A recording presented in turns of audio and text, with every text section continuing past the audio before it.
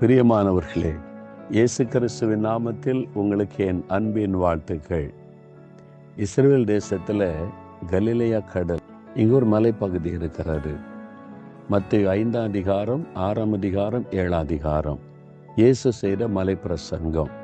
இந்த இடத்துல தான் ஆண்டவர் ஜனங்களுக்கு மலை பிரசங்கம் செய்தார். இந்த இடத்துல ஆண்டவர் அழகான வார்த்தைகளை சொல்லுகிறார். அதில் ஒரு வார்த்தையை இன்றைக்கு நான் உங்களுக்கு சொல்ல விரும்புகிறேன்.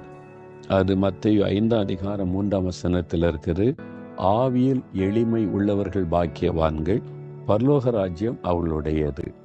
ஆவியில் ஒரு எளிமை காணப்படணுமா?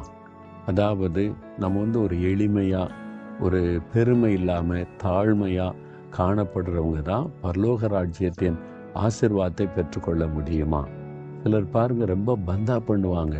நான் யார் தெரியுமா, நான் அங்கே வேலை செய்கிறேன் தெரியுமா, என்னுடைய பிஸ்னஸ் தெரியுமா, என் குடும்பம் தெரியுமா, ரொம்ப பந்தாவாக பேசுறது, பந்தாவாக நடக்கிறது. ஒரு எளிமையான சுபாவம் இருக்காது. வீட்டுக்குள்ளே கூட அப்படி பேசுவாங்க. வேலை செய்கிற இடத்துல, பிஸ்னஸில் நீங்கள் அப்படி இருக்கிறீங்களா? வேண்டாங்க. எளிமையாக நடந்து கொள்ளுங்க, தாழ்மையாக நடந்து கொள்ளுங்க. ஆண்டவர் உங்கள் மேலே ரொம்ப பிரியம் வைப்பார்.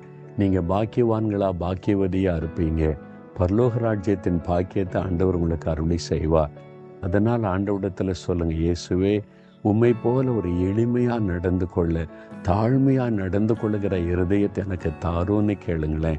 உம்மை போல தாழ்மை எனக்கு தாங்க, உம்மை போல சுபாவத்தை எனக்கு கொடுங்க ஆண்டவரேன்னு சொல்லி நாம் இயேசு கிறிஸ்துவுடைய போதனையை நம்முடைய உள்ளத்தில் ஆழமாய் பதித்து கொள்ளும் போது இயேசுவை உள்ளத்திலே பதித்து கொள்ள வேண்டும்.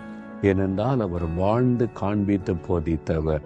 அதனால் ஆண்டவரே, நான் எந்த விதத்தில் பெருமைக்கு பந்தாவுக்கு இடம் கொடுக்காம எளிமையா தாழ்மையா நடந்து கொள்ள கிருபை தாருன்னு கேளுங்க. தகப்பனே, உம்மை போல ஒரு எளிமை, தாழ்மை, அப்படிப்பட்ட ஒரு இருதயத்தை எனக்கு தாரும். எந்த விதத்திலும் பெருமைக்கு இடம் கொடுக்காமல் என்னை காத்துக்கொள்ளும். இயேசுவின் நாமத்தில் ஜெபிக்கிறேன் பிதாவே. ஆமேன், ஆமேன்.